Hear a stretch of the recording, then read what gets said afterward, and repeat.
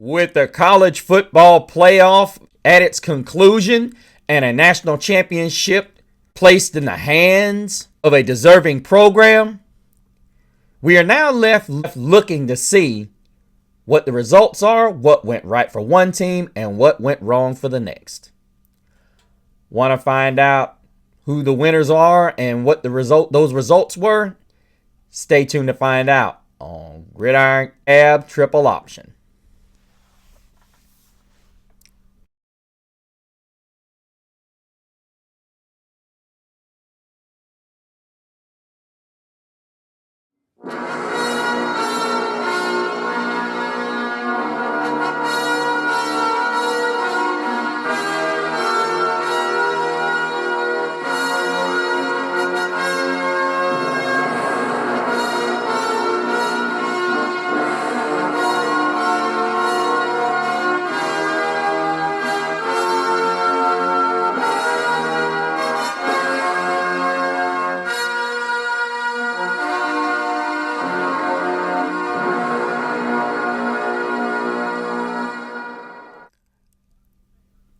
Thank you so much for joining us on this edition of Gridiron Gab Triple Option.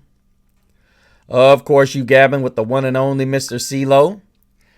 And I'm sure you guys know the outcome of the Notre Dame and Ohio State football game, as the Buckeyes are able to win their ninth national championship with a 34-23 victory over the 7th-ranked Notre Dame Fighting Irish, as Ohio State was ranked number 8. And as you guys see, I am sporting my Notre Dame Fighting Irish t-shirt. I hope this doesn't sway you guys into listening to my content, but if it does, hey, I've got to support my colors, and I hope as well as you guys are.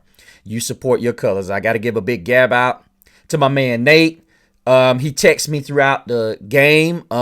He's a Buckeye fan, so congratulations to him and any Buckeye fans that may be watching. Brad texted me and gave me a little bit of beef, but he's a good friend as always. And many of you who are Buckeye fans that are out there that are checking us out, congratulations to you as well. You guys have a great football team, and but I will say this: there are a lot of you out there that are very obnoxious. You're on the same level as the Georgia fans in my eyes. Not you, Brad. Not you, Nate. You guys are very classy for your fan base, and I appreciate that. Caught a lot of flack on Facebook from very classless Ohio State and Georgia fans. A lot of SEC fans as well. So, as I said, it's a game, but it's very painful when you come up on the short end of it. If you're passionate about your team like myself, and I'm sure many of you are, it's not fun to continuously come up short on that. Just as much as it has the highest of highs, it also can be some of the lowest of lows. Many of you may understand that. But let us get into the national championship. As I said, the Ohio State Buckeyes won this game 34-23, and they dominated much to the same extent that they did in the Texas game. And I think that gets overlooked. You know, people are saying, really Ohio State won that game really with 2 plays. One, and we talked about that on the other show, but the reality of it is the same thing can be said. As much as Ohio State looked like they dominated this football game, this game was in Notre Dame's reach, and I'll go into it, but let us look at what my buddy Brad has left me, per usual. And, let us look at a little bit. I hope you guys are doing great. We are actually getting snow here right now. So, I hope you guys are safe out there and doing exceptionally well, not being sick, and you've got kids that are out there playing in the snow. Please make sure they got hoodies on. But Brad commented on show that I did in that game between the Buckeyes and the Longhorns. Of course, he always says howdy. I got faith in Ryan Day will screw it up against ND. I don't want to say he screwed it up, Brad, but he almost did. And I will say this: taking that shot down the field was a huge risk. And I'm not going to give, a lot of people are giving so much heat to my defensive back who played a really good game, and I'll tell you like this: I don't like when I hear people say things like they put on the player, but Freeman overcomes the Irish odds, critics, haters to win the national championship show. Brad says, "Yes, sir. Hope you stay well, brother. I will." Thank you so much for the amen, brother. I know, right? Please, I'm tired of being the only one talking. Yeah, definitely, guys, get in there, jump in there with Brad. If you don't you disagree with something, please. It makes for good conversation, and that's what this is. Ultimately, when this platform grows, we're gonna have a round table of people. It's not just gonna be my old stuttering self up here talking about it. I want to make this platform something where we can have a bunch of different points of views. Penn State fans, Ohio State fans, Georgia fans, Florida fans. I've got a lot of friends out there that watch the show. Please put your comments down there. You don't have to agree with me. Just don't be rude. I've already got several rude people I got to check on my next show. I know, right? I think it's going to be a close game. I say Ohio State by 3. You almost called it, Brad. I mean, I felt like this was going to be a closer game, and it really was. Yeah.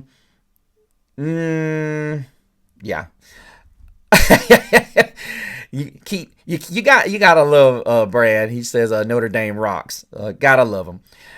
But let us get into the real business of this game. I really liked the first drive. I mean, it looked so much like this was going to be one of those games that literally was going to be a dogfight until Ohio State came out on the field and punched back. And ultimately, as I said before, Will Howard is not that guy. I'm sorry. I'm still not sold on him. And I'm sitting here listening to people on there saying, oh, well, he did this and he did that. Listen, and many people know I'm not a big fan of how Marcus Freeman is not allowing the passing game to grow. And maybe maybe it's not where he wants. I know a lot of coaches that are trying to do certain things, and I'll be addressing this on one of my shows on Talk Like a Champion. That's my Notre Dame All Access. So if you guys want to watch that, please do. But I will be questioning Marcus Freeman's actual commitment to the pass game and his belief that it is efficient and effective. But I will not question his integrity, and I will not question his tactics, because it was a very well-coached football game. Regardless of what Dan Orlovsky or whatever those knuckleheads that get paid millions of dollars to say dumb stuff, but they've never been in the shoes of a coach. As somebody that has been on the sideline, you have to make these decisions maybe 1, maybe 2 plays ahead of, sometimes even drives ahead. You can't just sit at one point and say, okay, I'm not going to do this. I'm going to do this all of a sudden. You almost have to have it figured out 2 plays beforehand. And I'm jumping ahead of myself, but let's get into the statistics. As we saw, Will Howard was 17 for 21, 231, 2 touchdowns. Offensive line for Ohio State was good. There was some questionable no calls in that game, but we'll stick to the topic. But I was very impressed with the way they play called this game. The one thing I remember telling Brad, and I told my posse that was here, Will Howard was a running quarterback at Kansas State, and he lost out to the job. That's the reason why he transferred to Ohio State. He lost out on the job, which is why I say, and I remember telling Nate this, that Will Howard never sold me as a quarterback. A lot of this was Chip Kelly's ability to take a quarterback who is, and make him better than he really was. Now, don't get me wrong. He made some pretty good throws. The throw that he made to Jeremiah Smith should have been a touchdown, but he had to wait on it. Just saying. Needless to say, the throw he missed on second down that would have gave Notre Dame the football back had R.J. Oben not made that mistake would have been major. I mean, you're talking about the throw was bad, horribly thrown. But let's get into let's just stay on statistics. Keyshawn Judkins was huge. 11 carries, 100 yards, 2 touchdowns. On the run that he broke, a linebacker hit too hard inside and he bounced to the outside. Notre Dame just did a lot of uncharacteristic things that they normally don't do, over pursuing. And, and you have to tip your hat to Ohio State. They're a team that is so good that you cannot make these type of mistakes and not expect to pay for them. Travion Henderson had some punishing runs, but for the most part, he was kept in check. He was 12 for 49, and a lot of people say 4 yards a carry is not really keeping him in check. But then you look on the flip side, Will Howard had 16 carries, 57 yards, and I think he had 3 or 4 runs that resulted in first downs, which were huge, not only in the first half, but the second half. He was quiet for the most part in the second half, but he had some runs that kept things going for them. Outside of the 56-yarder that sealed the game, Jeremiah Smith was kept remarkably in check most of this game. He had 4 grabs for 32 yards in that touchdown that we saw earlier. Emeka Egbuka was 6 for 64, including that fumble that was a huge game changer for Notre Dame. And yeah, outside of that, it was pretty much nothing. Cody Simon was great on the defensive side, 8 tackles. Sonny Styles, had a sack. JT Tuimoloau had a sack. He's going to be a good pro. Caleb Downs, he's a good player, but I don't understand the talk here. I mean, people are ranting and raving about this kid, and it's just kind of like, yeah, he's pretty good, but he's not all that. I mean, we saw Xavier Watts not really be the guy that we expected. He did have a tackle for a loss. He had 8 tackles. He's going to be a good pro regardless. Drake Bowen had 8 tackles. Leonard Moore had 5 tackles. Jack Kaiser had a tackle and a tackle for a loss. He had 5 tackles, Josh Burnham for Notre Dame, the 6'4" junior, he had 2 sacks on the night. Very impressive for this defensive front that has been riddled with injuries all over the place. That is why it's so important for people to remember. Notre Dame had a ton of injuries, and it can't be overstated enough how impressive it is for them to get here. The senior who was dressed for the last time, Kaiser, had 5 tackles to finish his career. Jordan Clark was impressive as always, 3 tackles on the gate. Christian Gray, who gave up the big gain there. I want to address this real quick because so many people are down in this kid. Ultimately, did I agree with the play call to go 0 and try to get pressure? No. I ultimately would have went 1, and I would have shaded Xavier Watts over towards, and I know people are going to say that's hindsight, but I've got 2 witnesses that said don't all-out blitz. If you're going to all-out blitz, make sure you get all the way up on the line. All the way. And you get in his grits.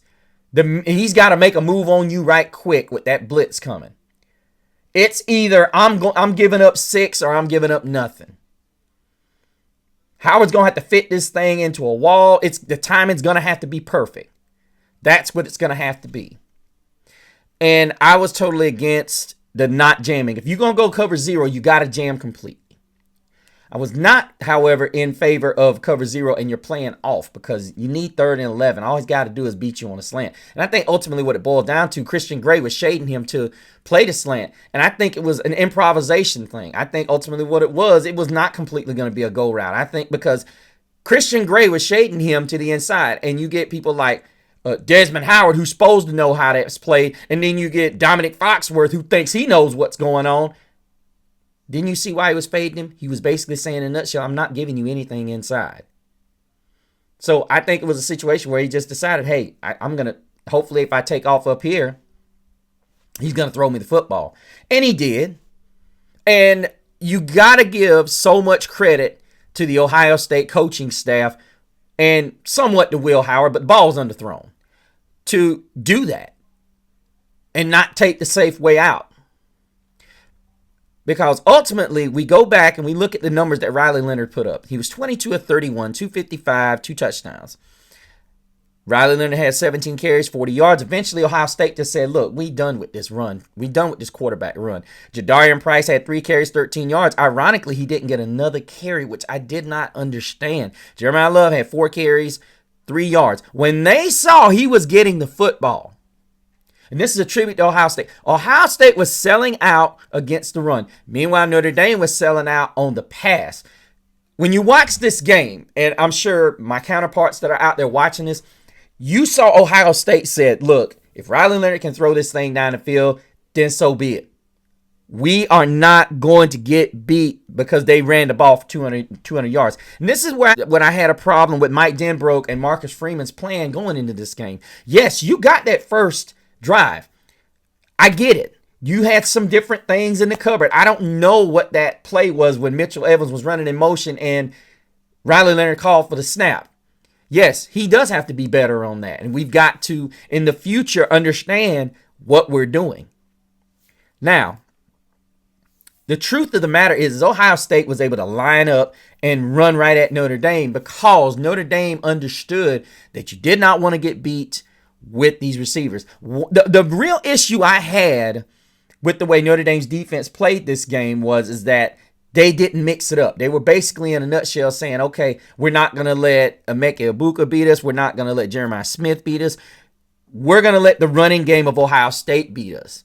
It seemed to me like there were too many times on first and second down that Notre Dame was playing back, worrying about the pass. I get it. I understand you don't want to give up the deep ball. But the reality of it is you cannot allow a 70-yard run to Keyshawn Judkins, and you cannot allow a 19-yard scamper by Travion Henderson, and you cannot allow Will Howard to get out on the perimeter. See, that was, to me, the ultimate issue that Notre Dame had is Ohio State was not going to play man for the simple fact is you turn your back to Riley Leonard. Ultimately, it was one of those situations. I'm reminded of a football game, a state championship high school game that my nephew played in. The quarterback for his team, Dublin Irish, he hadn't run the ball much all year. And in the championship game, they were stopping it. Now, mind you, they run the wing T. If anybody knows the wing T, it's not a passing offense at all. It's predominantly 3 backs, and the quarterback can run on occasion. But the reality of it is this quarterback hadn't ran the ball all year. He ended up having a huge game simply because the opposing team had not seen any film on this guy running. It was basically, okay, on occasion he'd run the football, and that was a little wrinkle in it. Ohio State did the exact same thing. And to me, I'm so flattered as a Notre Dame fan that Ohio State waited to use this here. Because outside of that, Notre Dame had them locked down on the passive front. Now, you take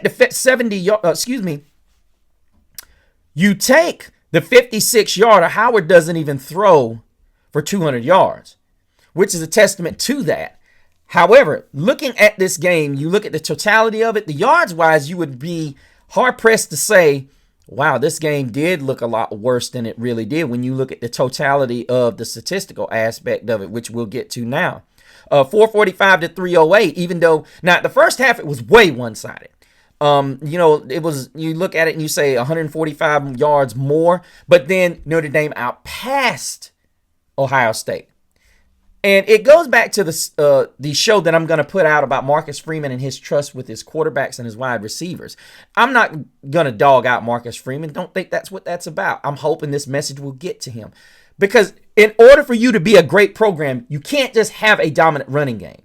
Ohio State's a perfect example of that. They scare you with their weapons. And I have nothing but respect for that. The object in football is to be more dynamic on either side of your offense. And that's the thing that so many people don't get with Ohio State. Everybody talked about how dynamic this passing game is going to be. And for 1 second, Al Golden forgot about Jeremiah Smith. And there's no doubt that Christian Gray is going to get roasted for this, and I hate it for him. I hate it for him because this would have been a situation where, look, I got to say Leonard Moore, and this is no knock on Christian Gray, but Christian Gray has been picked on all season. At one point, I would have been like, no. This is the time when I have to say, I'm putting my freshman on this freshman. And I'm going to let them go mano a mano. But I still think we should have sent however many guys we were capable of sending in man coverage and go cover one and basically shade help over to Jeremiah Smith if we were going to have Christian Gray on him. Now, Christian Gray could have, if he could have recovered, he possibly could have picked that ball off. It's possible. I see what Gray was doing. He was basically saying, okay, third and so on, I've got all out pressure. He's going to have to throw this ball to the marker. He's not going to dare throw this thing deep.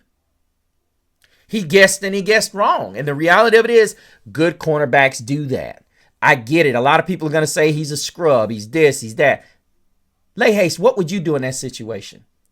3rd and 11, are you going, I put it like this, put in the comments, if you were playing Jeremiah Smith one-on-one, and it's 3rd and 11, and you know you got an all-out blitz coming, are you going to be shading him, 1, to the inside, 2, even up, basically even, that's 2, and then 3, to the outside?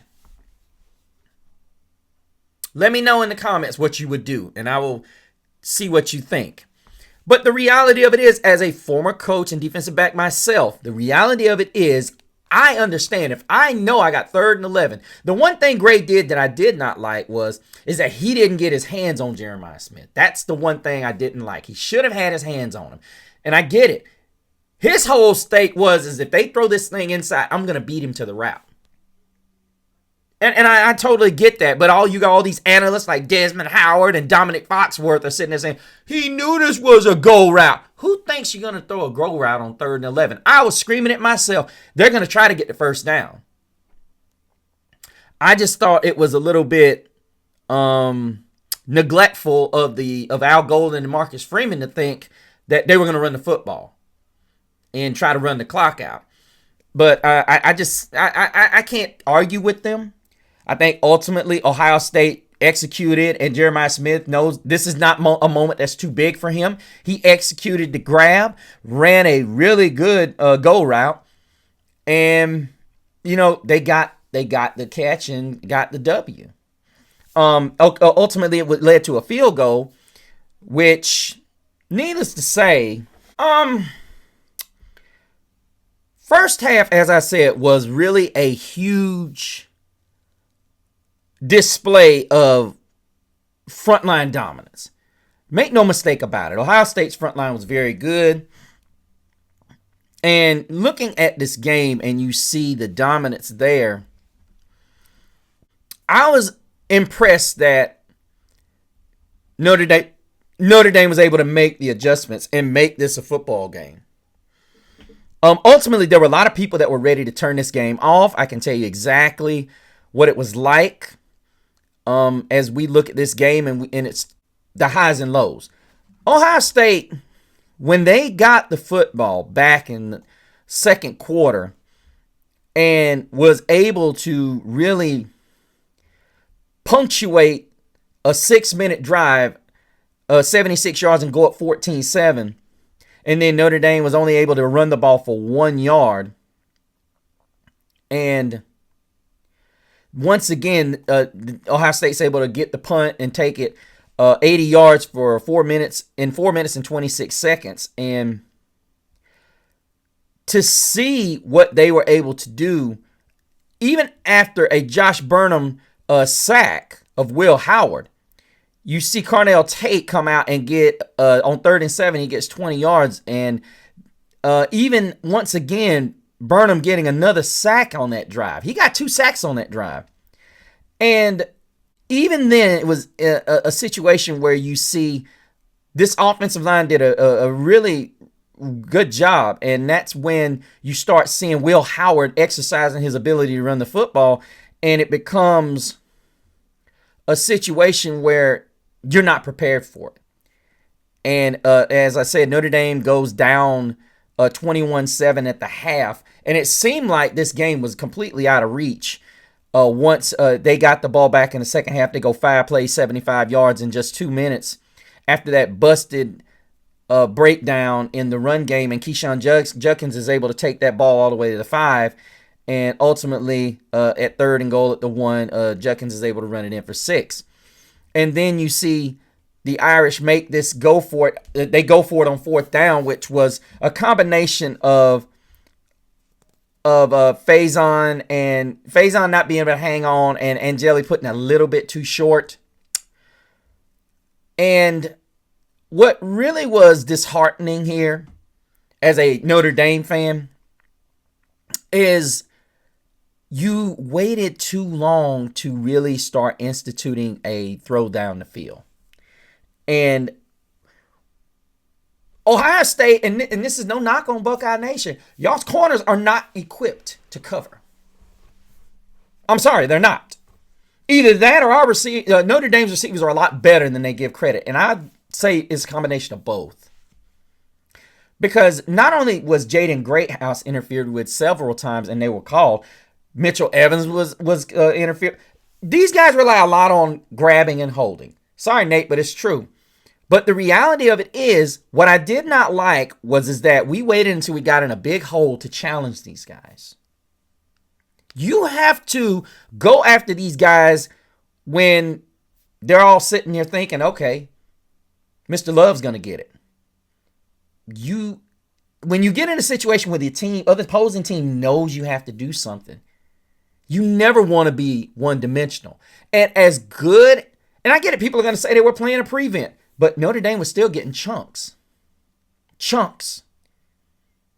The truth of the matter is, it should not require you being in a 24-point hole before you start saying, okay, I gotta lay my trust in my quarterback's arm, and I gotta lay my trust in my receivers that are gonna make the right plays, and they're gonna make plays. You can't do that. Now, as far as the pass rush that Notre Dame had, I was very impressed with the fact that as good as Ohio State's pass rush has been in the entire college football playoff, I was thoroughly impressed with the way Notre Dame's offensive line held up. They held up exceptionally well. You saw passes to Chris Mitchell, Riley Leonard, to Bo Collins, and even snuck in Jadarian Price on a running play here. Sonny Styles actually sacked Leonard on a play, and then you had pass interference called on for Mitchell Evans, which, as I've said many times before, if you commit pass interference against a tight end, you're not that great in coverage. As I said, Riley Leonard hit Jaden Greathouse on that 2nd and 10 at the Ohio State 34, and Greathouse did most of the work. And for most people that don't know Jaden Greathouse, because we don't have a passing offense, this kid has been great since he was a freshman. And this is kind of where I'm at with the whole Marcus Freeman trusting his guys. You didn't recruit these guys 4- and 5-star players to come here to be blockers. Guys like Jaden Thomas who've made big plays when you need them. The reason why Jeremiah Smith made that big grab at the end of this game is because he's been making catches all season. You can't compare a guy who's caught nearly 100 balls to a guy that's caught 39 balls and then expect him in the clutchest of moments make that grab. I'm going to take the guy that's caught 90 balls 100 out of 100 times. Jaden Greathouse showed when he had that, not only that breakaway run for a touchdown, but then he had that long bomb where the defender's just grabbing, and he sticks it. That's how you make guys stars. Jaden Greathouse's stock has risen tenfold, not because of this game, but people are seeing what he can be. And I'm still hearing Notre Dame analysts saying that they need a deep play, a playmaker. They need a deep threat. What did Jaden Greathouse just show you? See, I want all of you to understand. There are certain people that put seeds into people's heads that either you're not as good as you think or you're better than you're supposed to be. I'm a firm believer that Ohio State arguably is one of the best teams in probably in the last 8-9 years. But I also say that Notre Dame and Texas need to be given a lot of credit for what they were able to do. As I said, Texas, and if you watch that show, you guys will see what I'm talking about. Texas was right there. Same thing with Notre Dame, and we'll get into it. When Notre Dame was able to get this game down, and Ibuka, who, like I said, you can't trust any of your players. They go say, I'm down. You clearly were not down. Big play needed to be made. It was. You get the 2-point conversion on the previous drive, and it makes it 31-15. Ohio State's driving. Ibuka got too cute, wouldn't go down. Boom, ball comes out. And I want to address this, and I want all of you guys that are watching, I want you guys to tell me, what did you think about Marcus Freeman kicking the field goal when he had 4th and goal at the 9? First of all, I'll tell you, give me a 10 in the comments if you thought he made the right choice, and give me an 11 if you think he made the wrong decision to kick the field goal. I'm going to tell you exactly why I think he made the right decision. He said it at his press conference. I agree with somewhat.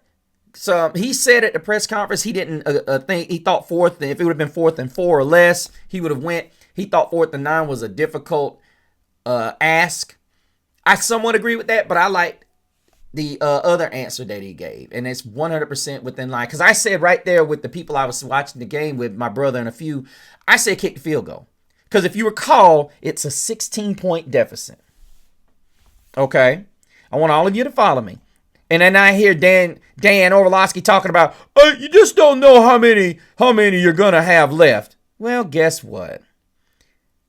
Outside of that 50-yard bomb that was gutsy, nonetheless, if Jeter makes the field goal, it's a 13-point game. I get sick of side seat coaches that have never been in a situation that don't know what they're talking about. I love the fact that Marcus Freeman said it's easier to score 14 than it is to score 16. Because here's the reality. If you don't get one of these 2-point conversions, you're in the same position. But guess what? Instead of chasing points, like a lot of coaches do, guess what Marcus, had Jeter made that field goal, watch this, ladies and gentlemen, watch this. Because the next drive, if Jeter makes it, let's play what if.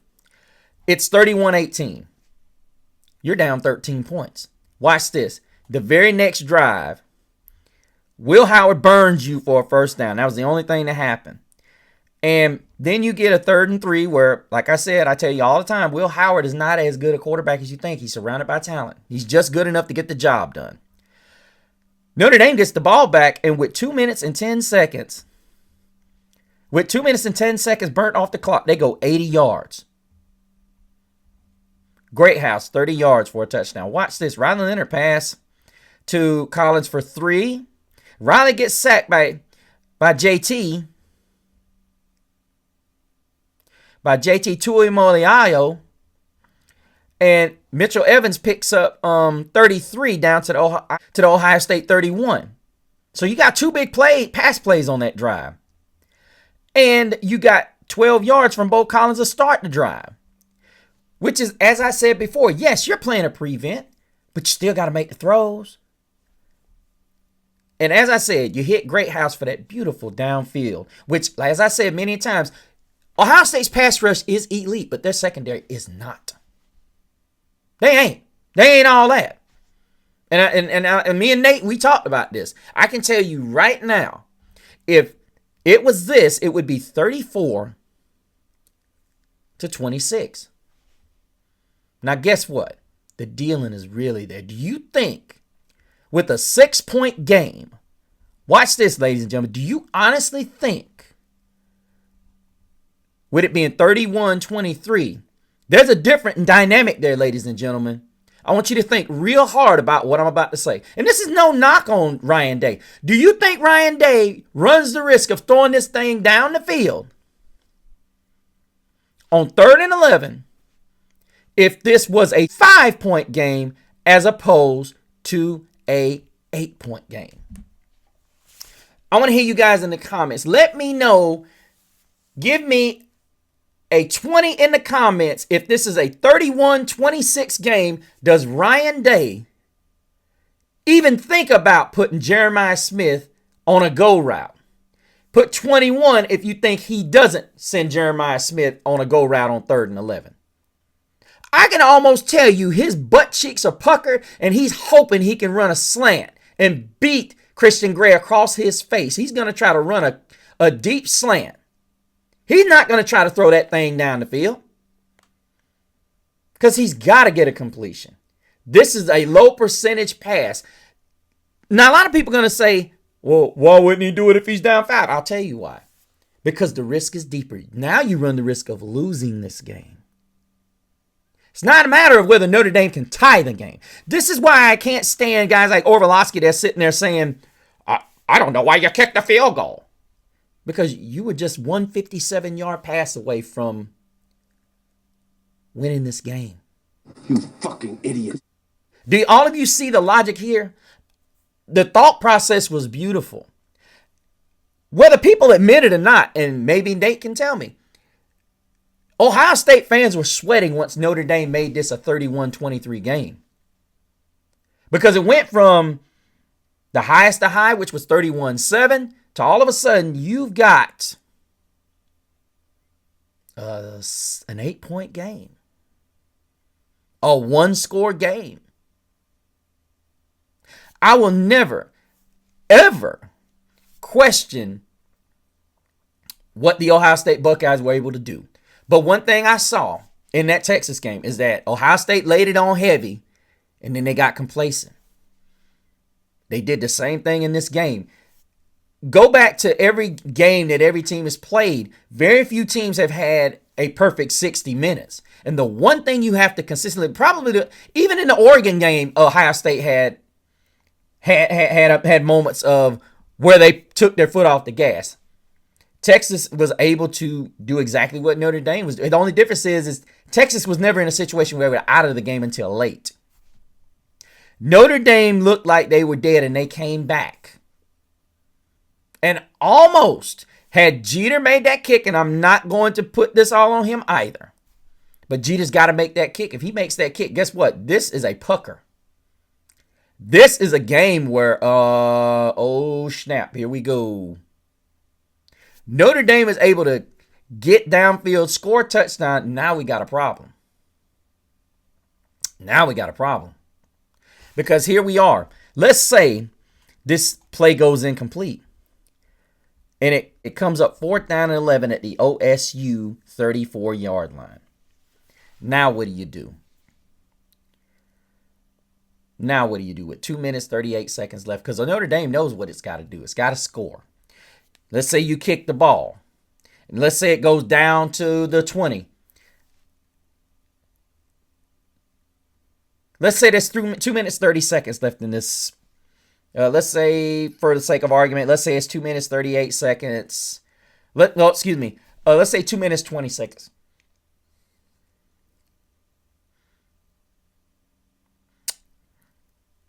Notre Dame's got the ball, and they're going to have timeouts.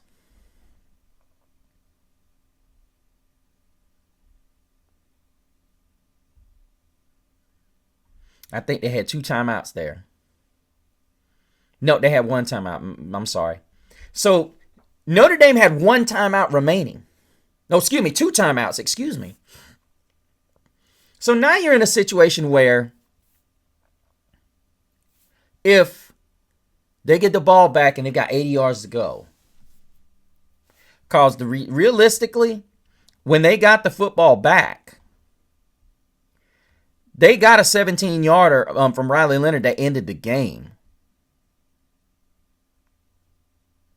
You had a pass completed to Jeremiah Love that was minus 2 yards, and they had 21. They only ate up 21 seconds. They had gotten all the way to the Notre Dame 40 before in 21 seconds. So now you're looking at a situation where you got to stop them to keep from losing this game. And then not to mention Notre Dame's got a timeout. And then you got to also look at the fact that could Notre Dame run the football some more? Especially the way they have been throwing the ball the last 2 drives. But as I said, Ohio State's the national champs, and I totally think that this defensive front was one of the best. Secondary, they got out of here with having an average secondary that just grabs. They're not good.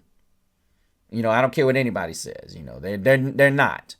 And for a decent Notre Dame passing game to expose that, you can call it they're playing prevent, this, that, and other. It looked like pretty tight coverage to me for a prevent. A prevent is you let him catch the ball right in front of you and you don't let him get behind you. Jaden Grayhouse got behind.